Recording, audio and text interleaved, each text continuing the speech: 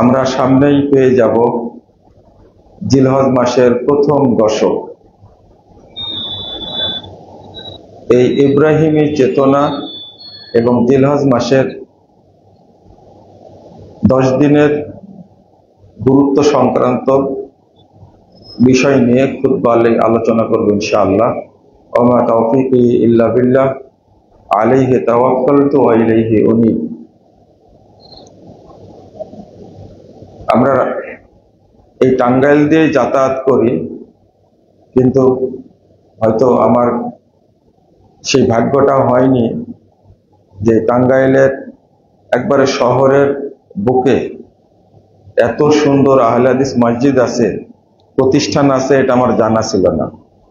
শুনছি যে মসজিদ আছে, কোনোদিন আসাও হয়নি, সালাতও পড়া হয়নি। আজকে আপনারা আমন্ত্রণ জানিয়ে আমাকে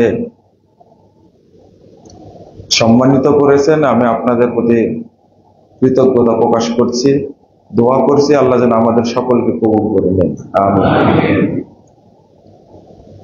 যখন চারিদিকে বিভিন্ন জায়গায় আহলুল হাদিস মসজিদ ভেঙ্গে দেয়, তখন একটা সুন্দর মসজিদের সন্ধান পেলে আসলে অন্তরটা আনন্দে ভরে যায়।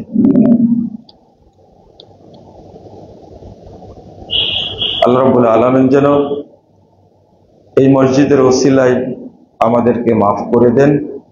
যারা এই মসজিদ তৈরি করেছেন, সময় দিয়েছেন এবং কষ্ট করেছেন, হিতাকাঙ্ক্ষীদের আল্লাহ সবাইকে যেন জান্নাতুল ফেরদাউসের মেহমান হিসাবে কবুল করে দেন, আমিন। আল্লাহ রাব্বুল আলামিন বলছেন, ওয়াল ফাজরি ওয়া লায়ালিন আশর, ওয়া লায়ালিন আশর, এই 10 দিনের কসম করেছেন রব্বুল আলামিন সূরা ফজরের মধ্যে। তো এই লায়াল বললেও দিনটা রাত থেকে শুরু হয়, এই জন্য ও লায়ালিন আশ বলা হয়েছে। সাহাবায়ে কেরাম বলছেন, আল মুরাদু বিল লায়ালিল আশর আশরু জিল হিজ্জাহ, এই 10টি রাত বলতে আল্লাহ রাব্বুল আলামিন বুঝিয়েছেন জিলহজ মাসের প্রথম 10 দিন। এই 10 দিনের ফজিলত এত বেশি যে 360 দিনে আরবি গণনায় যে বছর হয়, এই দিনগুলোর ইবাদত আল্লাহর কাছে সবচেয়ে প্রিয়। কিন্তু দুর্ভাগ্য হলো আমরা এই 10টা দিনকে মূল্যায়ন করি না। 10 দিনকে আমরা হেলাই খেলাই কাটিয়ে দিই। এমনকি রমাজানের চেয়েও এই 10টা দিনের আমল আল্লাহর কাছে বেশি প্রিয়। এই জন্য পরামর্শ দিই, আপনারা দান খায়রাত করলে এই 10টা দিনের মধ্যে করার চেষ্টা করবেন। কারণ রমাজানের আল্লাহ কসম করেননি। আয়াত আসছে কদরের রাত্রে, কদর একটা সূরা নাজিল হয়েছে, কিন্তু আল্লাহ কসম করেননি। এই 10 দিনের আল্লাহ কসম করেছেন ওয়া লায়ালিন আশর।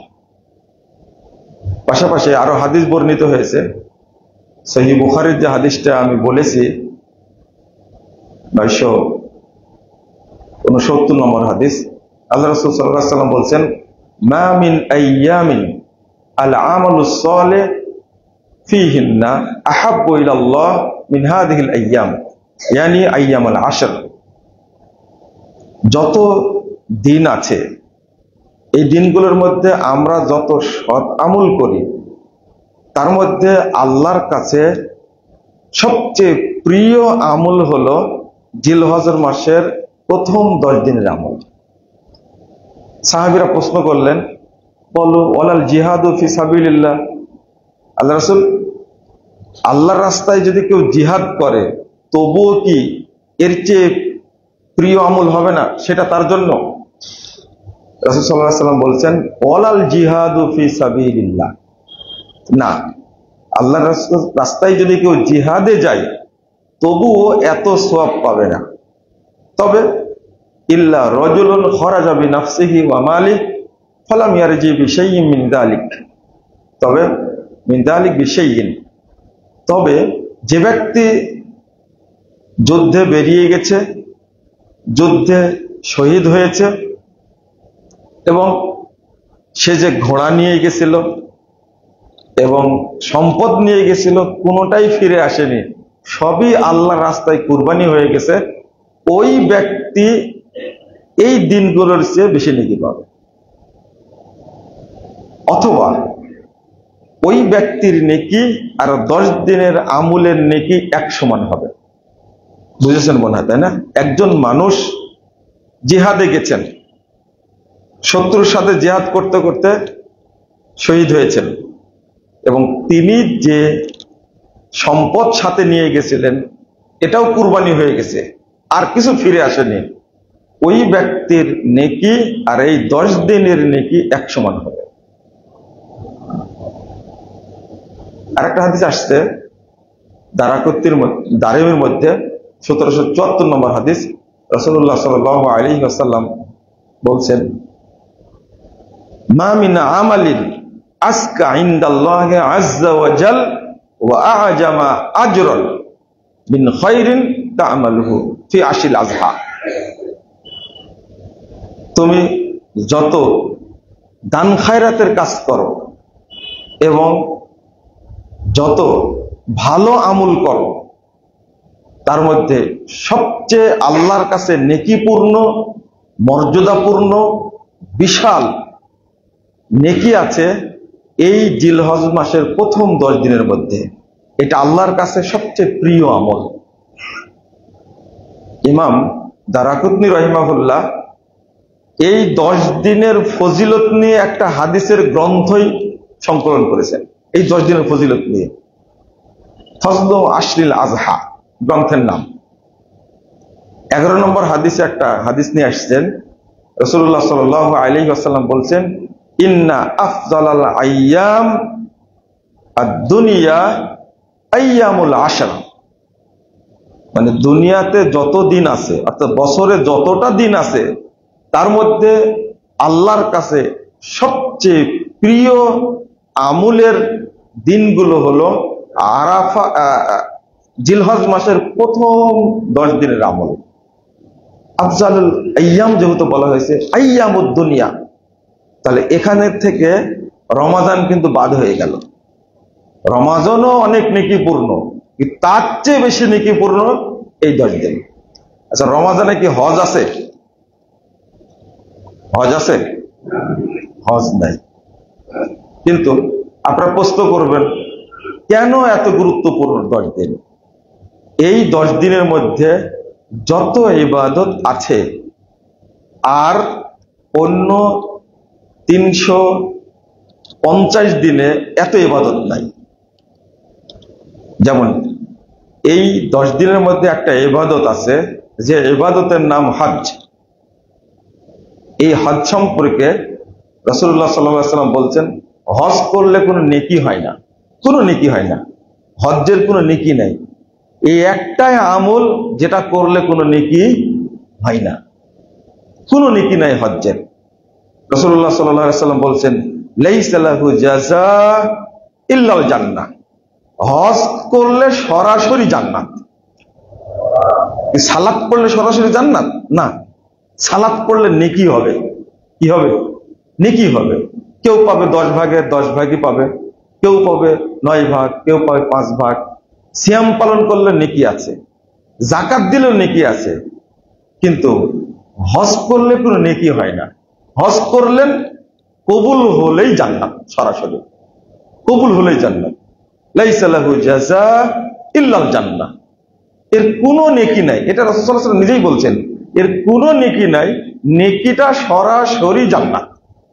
এখানে বলেননি আল্লাহ, রাসূল সাল্লাল্লাহু আলাইহি ওয়াসাল্লাম বলেননি হজ করলে এই নেকি হবে, এই নেকি হবে, এত নেকি হবে, সেটা বলেন। আরেকটা হলো যে হজই একমাত্র ইবাদত যেটা জীবনে 5 দিন কর্মসূচি পালন করলে জান্নাত কিনা যায়। আর কোনো ইবাদত নাই। কিন্তু হজ্জের ব্যাপারে যারা হজে যান, তারা হজের ব্যাপারে খুবই গাফেল। চোখেও দেখে না বুড়াতি বয়সে, আবার শক্তিও থাকে না, আবার পড়তেও পারে না, দোয়াগুলো মুখস্থ নাই। 5টা দিন আপনি পরেও হজে যাবেন, কিন্তু সবগুলো কি নফল। হজ ফরজ কয়বার? একবার ফরজ।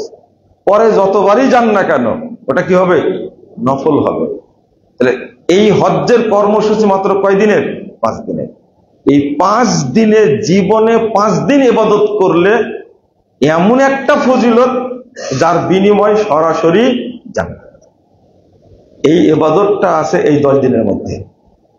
আপনি সালাত পড়ে জান্নাতে যাবেন, কিন্তু মরার আগ পর্যন্ত পড়া লাগবে। যত হুঁশ আছে আপনাকে পড়াই লাগবে। সিয়াম পালন করে জান্নাতে যাবেন, কিন্তু আপনাকে জীবনে যতক্ষণ পারবেন সিয়াম রাখতে ততক্ষণ আপনি সিয়াম পালন করা লাগবে। বুঝেছেন মনে হয়? কিন্তু হজের জন্য এই শর্ত আছে? হজের জন্য শর্ত নাই। একটা করলেই কি জান্নাত। তাও কয় দিনের? মাত্র 5 দিনের শর্ত, 5 দিনের ইবাদত। এটা 5 দিন পরিশ্রম করলেই আল্লাহ আপনাকে জান্নাত দান করবেন সরাসরি। এই ইবাদতটাই আছে এই 10 দিনের মধ্যে। 2 নম্বর, এই 10 দিনের মধ্যে এমন একটা দিন আছে যেই দিন রব্বুল আলামিন দিনের বেলা দুনিয়ার আসমানে নেমে আসেন। এই 360 দিনের মধ্যে একদিন, সেটা হলো আরাফার দিন। অন্য দিনগুলোতে আল্লাহ আসেন কখন? রাত্রে। আর আরাফার দিন আল্লাহ দুনিয়ার আসমানে আসেন কখন? দিনের বেলা। দিনের বেলা।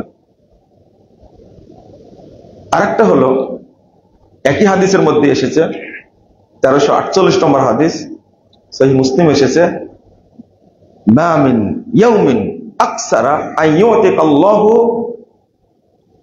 আবদান মিনান নার মিন ইয়াউমি আরাফা। আরাফার দিনে যত মানুষকে আল্লাহ জাহান্নাম থেকে মুক্তি দান করে, এই 360 দিনে এত মানুষকে আল্লাহ মুক্তি দান করেন না। আরাফার দিন এত মানুষকে আল্লাহ জাহান্নাম থেকে মুক্তি দান করে। আল্লাহ রাসূল সাল্লাল্লাহু আলাইহি ওয়াসাল্লাম বলেন, অহওয়ায়াতনু, আল্লাহ একেবারে তোমাদের নিকটে এসেছে। এই একটা হাদিস। আর একটা তাবরানীর মধ্যে হাদিসটা এসেছে, সেখানে আসছে ইয়ানজিলু ফিস সামাই দুনিয়া, আল্লাহ দিনের বেলা দুনিয়ার আসমানে নেমে আসেন। সুবহানাল্লাহি ওয়া বিহামদিহি। কি বলেন? আল্লাহ তাদের কি বলেন? ফেরেশতাদের বলেন, ওয়া ইউবাহিল মালাইকা মা আরাদা হাউলাই, ও ফেরেশতারা, এদেরকে তৈরি করতে নিষেধ করেছে, দেখো তারা কি চাই। এই কথা বলার পরে আল্লাহ বলেন, ইশহাদু, তোমরা সাক্ষী থাকো, আন্নী কদ গফারতু লাহুম ওয়া ইন কানা কতরা আদাদিস সামা ওয়া রামলি আলিফ ফিদ দুনিয়া। আল্লাহ ঘোষণা করছেন, তোমরা সাক্ষী থাকো, যারা উপস্থিত হয়েছে আরাফার মাঠে, আমি তাদের সমস্ত পাপকে ক্ষমা করে দিলাম।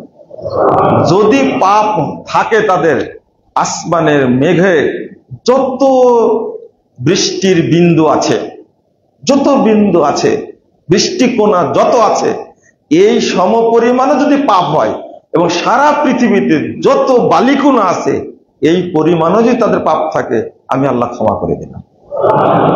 এমন ঘোষণা। এই ঘোষণাটা কেবল এই 10 দিনের মধ্যে আছে, এর বাইরে নাই। 3585 নম্বর হাদিস তিরমিজির মধ্যে এসেছে, রাসূলুল্লাহ সাল্লাল্লাহু আলাইহি ওয়াসাল্লাম বলেছেন, খায়রুদ দুআয়ে দুআউ ইয়াউমে আরাফা। আপনি 360 দিনের মধ্যে ওই দিন দোয়াটা বেশি কবুল হবে। আরাফার মাঠের দোয়াটা হলো আল্লাহর কাছে সর্বশ্রেষ্ঠ দোয়া। মা বাপ ছেলের জন্য দোয়া করে, রাত্রে দোয়া করে, রমজানে দোয়া করে, এবং বৃষ্টির সময় দোয়া করে।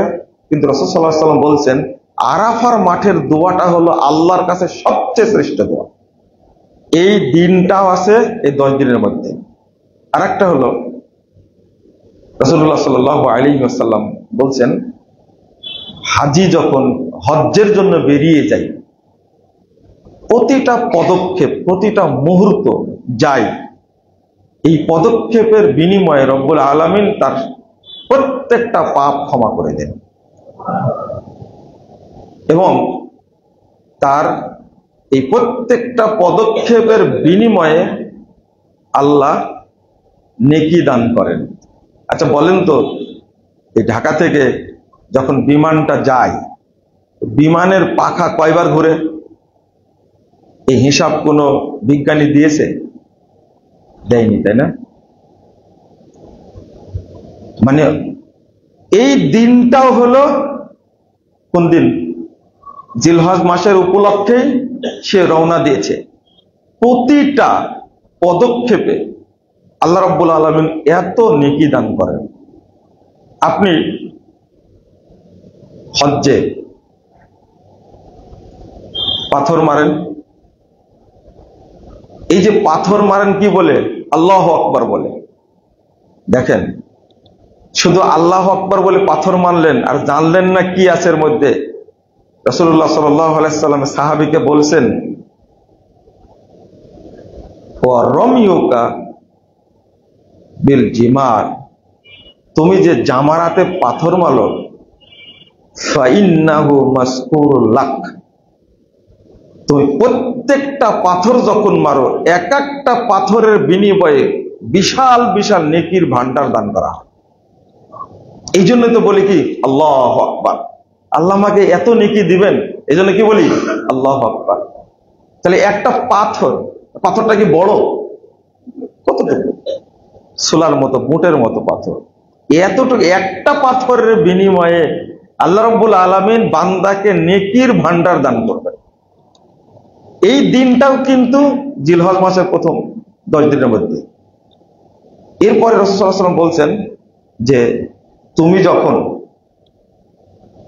মাথার চুলটা কেটে দাও, প্রত্যেক চুলে, একজন মানুষের মাথায় কত হাজার চুল থাকতে পারে, কত কোটি চুলতে থাকতে পারে।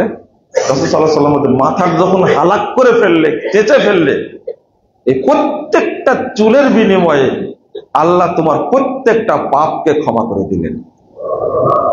রাসূল সাল্লাল্লাহু আলাইহি ওয়াসাল্লাম বলছেন ভাষাটা, ওয়াসালা আল্লাহু তাআলা মিনকা, আল্লাহ রাব্বুল আলামিন তোমার পাপ সমূহকে একবার ধুয়ে দিবেন। আল্লাহ নিজে ধুয়ে দিবেন তোমার পাপ সমূহ, কোনো পাপ রাখবেন না। আপনি এই ফজিলতটা এই জিলহজ মাসের বাহিরে গেলে হবে না। উমরা তো করে, বাহিরে উমরা করে না, এই ফজিলত নাই। হজ্জের সফরে বের হলে এই ফজিলত। আপনি উমরা করতে গেলেন, হজ্জের পরে রমাদানে গেলেন, চুল কাটেন না, এখানে কিন্তু এই নেকি নেই। আপনি যখন কাবা ঘর তওয়াফ করছেন এই জিলহজের বাহিরে, তখন প্রত্যেক পদক্ষেপে একটা নেকি হবে তওয়াফ করার সময়, আর একটা পাপ ক্ষমা হবে। কিন্তু এই জিলহজ মাসে যদি কাবা তওয়াফ করেন, রাসূল সাল্লাল্লাহু আলাইহি ওয়াসাল্লাম বলছেন তুমি তওয়াফ করা মাত্রই তোমার জীবনে যত পাপ ছিল আল্লাহ রাব্বুল আলামিন ক্ষমা করে দিয়ে ওই যেদিন তোমার মা জন্ম দিয়েছিল ওই দিনের মতো তোমাকে করে দিবে। হাজিরাও শুনবে, হাজিরা যাচ্ছে। এই হজ্জের উপরে একটা খুতবা দেওয়ার দরকার ছিল, সেই সুযোগটা আমি পাইনি। তো আপনাদের উদ্দেশ্যে বলার কারণ হলো যে এই দিনগুলোকে আমরা গুরুত্ব দেই না। কেন গুরুত্ব দেই না? এই 10 দিনের মধ্যে কোন দিনটা শ্রেষ্ঠ? এই 10 দিনের মধ্যে কোন দিনটা শ্রেষ্ঠ? না। আপনারা বলবেন আরাফা, সেটাও জানছি। 1764 নম্বর হাদিস আপনি আবু দাউদের মধ্যে পাবেন। আরাফাকে শ্রেষ্ঠ বললেন। আরাফার কি ইবাদত আছে? আরাফায় কোনো ইবাদত আছে? আরাফার একটা ইবাদত, মাত্র একটা। সালাতটা এত সংক্ষেপ করতে বলা হয়েছে, আপনি 2-4 রাকাত পড়লেন, জহর আসর, আজান দিয়ে জহর 2 রাকাত পড়ে নেবেন, সালাম ফিরা দিলেন, সালাম ফিরানোর পরে কোনো জিকির তাসবিহ নাই, আবার একামত দিয়ে আসর 2 রাকাত পড়লেন, শেষ। এই জহর থেকে নিয়ে সূর্য অস্ত যাওয়ার আগ পর্যন্ত শুধু দোয়াই করবেন। কি করবেন? শুধু দোয়া করবেন। এটাই হলো ইবাদত। এই 10 দিনের মধ্যে শ্রেষ্ঠ দিনটা হলো, রাসূল সাল্লাল্লাহু আলাইহি ওয়াসাল্লাম বলছেন আফজালু আইয়ামিদ দুনিয়া ইয়াউমুন নাহার। কুরবানির দিনটা আল্লাহর কাছে 10 দিনের মধ্যে শ্রেষ্ঠ দিন। কারণ কুরবানির দিনে সাদাকা হয়। কি হয়? একজন ব্যক্তি নিজের শ্রেষ্ঠ পশুটা কুরবানি করে দেন। এটা হলো মালের কুরবানি। কিসের? মালের কুরবানি। এটা আপনারা তো একটা ছাগল কুরবানি দিয়েই সন্তুষ্ট থাকেন। আপনার বাপ দিয়েছেন, আপনার দাদা দিয়েছিলেন একটা ছাগল আর 1 ভাগ গরু। আপনার বাপও দিয়েছে 1 ভাগ গরু আর একটা কি ছাগল, আপনিও দিচ্ছেন। একটার কাছে খাসি 2-3টা দেওয়া যায় না? 5টা দেওয়া যায় না? সারা জীবন তো এই সৌদি থেকে পাঠানো দুম্বার গোশত খাচ্ছেন। এত দুম্বা কোথায় থেকে পেল তারা? একজন ব্যক্তি দুম্বা খাসি কুরবানি করে 100-200টা কুরবানি করে দেয়। ফিলিস্তিনে পাঠায়, তারপরে সিরিয়ায় পাঠায়, বাংলাদেশে পাঠায়, এই আরাকানে পাঠায় এই খাসিগুলো। যদি আপনি বেশি কুরবানি না করেন তাহলে মানুষকে কিভাবে দিবেন? এটা হলো শুধু একটা ছাগল না, শুধু একটা গরু না, ওইটা শুধু একটা উট না, এইটাকে রব্বুল আলামিন বলেছেন এটা আল্লাহর নিদর্শন। আল্লাহ বলছেন ওয়ামাই ইউআযযিম শাআইরাল্লাহ ফাইন্নাহা মিন তাকওয়াল কুলুব, সূরা হজ 32 নম্বর আয়াত। এই কুরবানির কথা বলতে গিয়ে আল্লাহ বলছেন যে ব্যক্তি আল্লাহর নিদর্শন সমূহকে সম্মান দান করে, বুঝতে হবে এই লোকটা হলো তাকওয়াশীল। সুবহানাল্লাহ। তা আপনি, আপনার সামর্থ্য আছে 10টা ছাগল কুরবানি করেন, আপনি করেন। কারণ এই দিনের সাদকাটা আল্লাহর কাছে কত প্রিয় জানাই যাচ্ছে।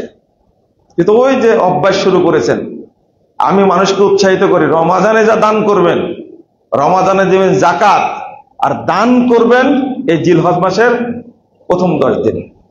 আমি দানের কথা বললাম কেন? প্রথম আপনারা খেয়াল করবেন যে এই সিরিয়াল এই 10 দিনের মধ্যে কোন আমলটা বেশি করবেন? শ্রেষ্ঠ আমল কোনটা? শ্রেষ্ঠ আমল হলো সাদাকা, 2 নম্বর হলো সিয়াম, 3 নম্বর হলো আপনি বেশি বেশি তেলাওয়াত করবেন, 4 নম্বর বেশি বেশি দোয়া করবেন, 5 নম্বর পিতা মাতার জন্য কিছু একটা করবেন, আত্মীয় স্বজনের জন্য কিছু একটা করবেন, যারা মারা গেছে বাপ মা যাদের, তাদের উদ্দেশ্যে কিছু সাদকা করবেন, অবশ্যই সাদাকা করার চেষ্টা করবেন, কিছু দিবেন। এই 10 দিনের মধ্যে যেন রব্বুল আলামিন আমার বাপের, আমার মায়ের জান্নাতে যেন মর্যাদা বৃদ্ধি করে দেন, এবং বৃদ্ধি করা হয়। সাদাকার কথা কেন বললাম? 1 নম্বরে সাদাকা কেন? ওই ইয়াউমুন নাহারটা আল্লাহর কাছে শ্রেষ্ঠ হওয়ার কারণ কি?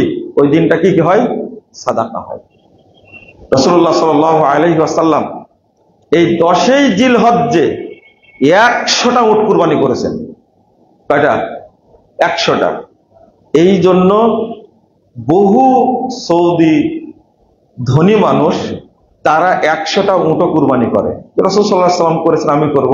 ছাগল তো করে, তারা সারা বছর ছাগল দান করে না কেন?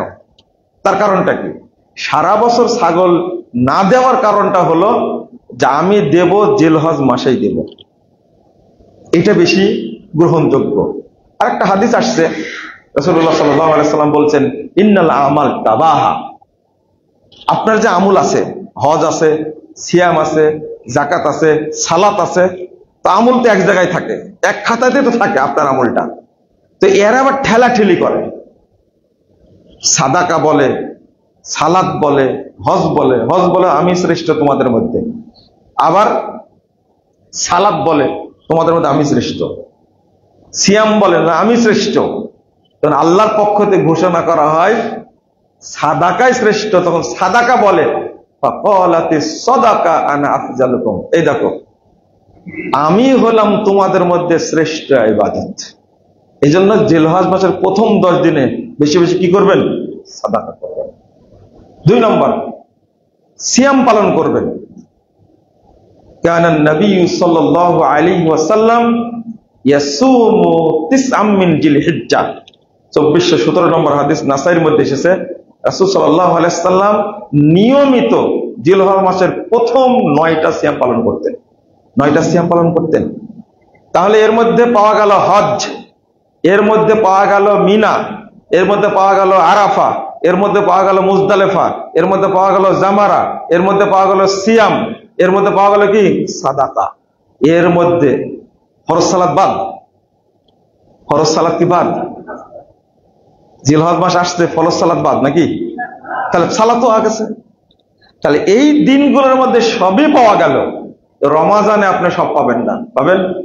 রমাজানে কি হজ হয়? না, হজ হয় না। রমাজানে কি আরাফা পাওয়া যায়? পাওয়া যায় না।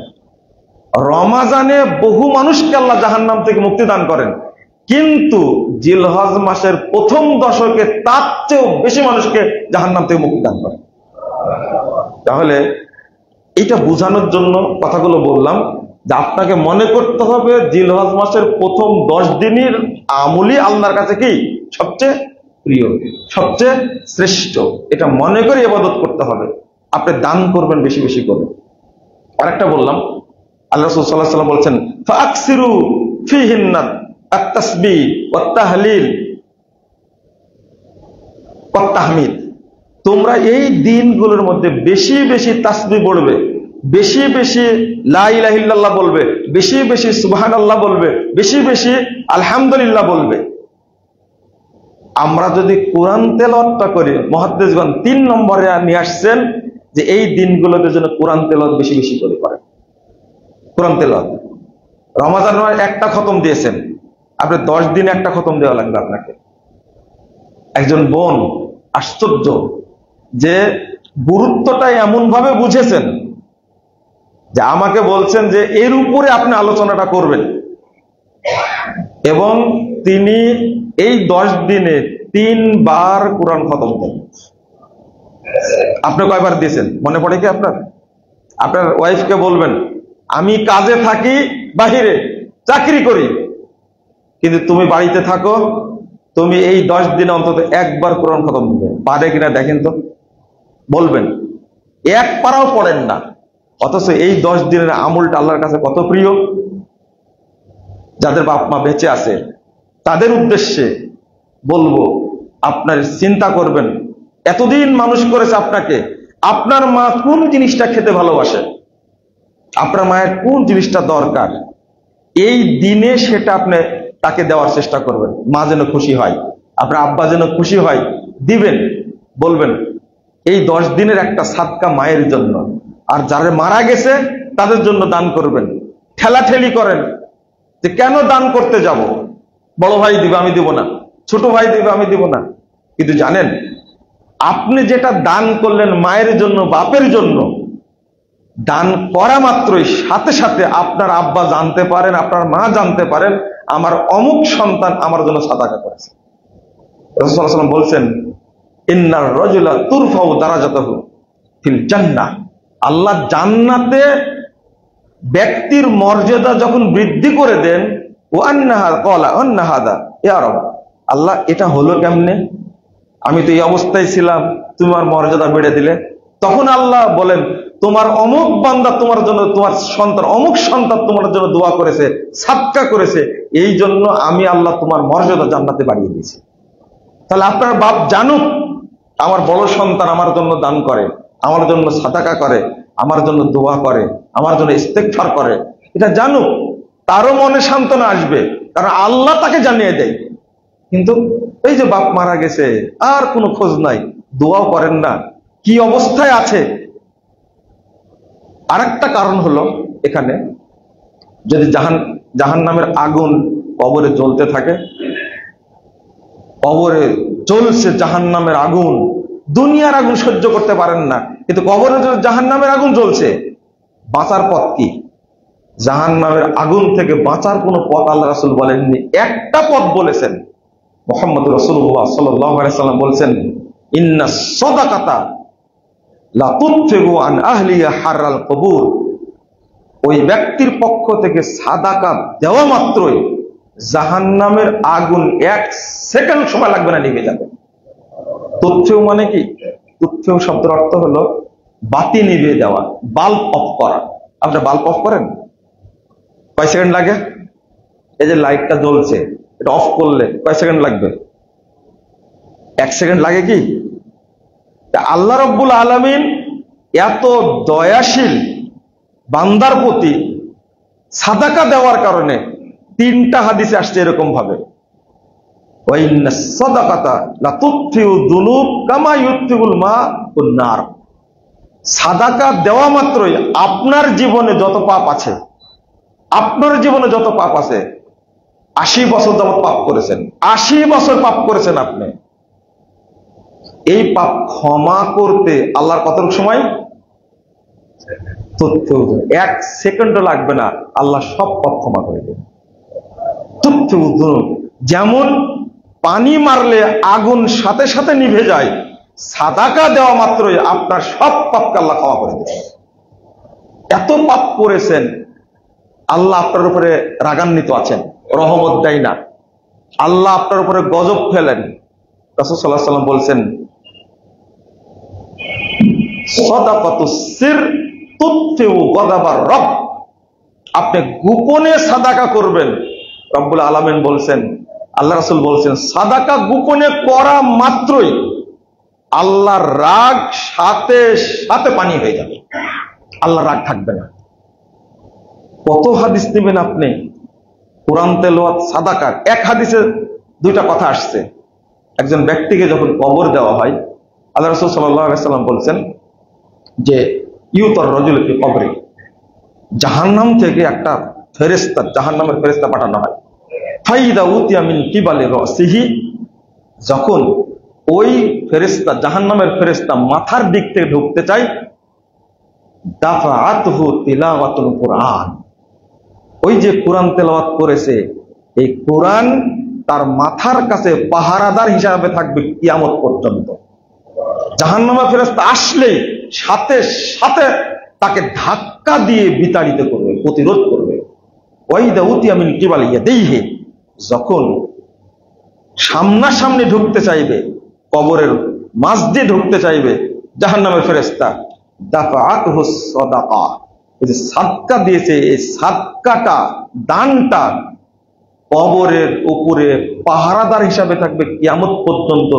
যখনই ঢুকতে চাইবে তখনই ফেরেশতা তাকে তাড়িয়ে দিবে, সাদাকা তখন ফেরেশতাকে তাড়িয়ে দিবে।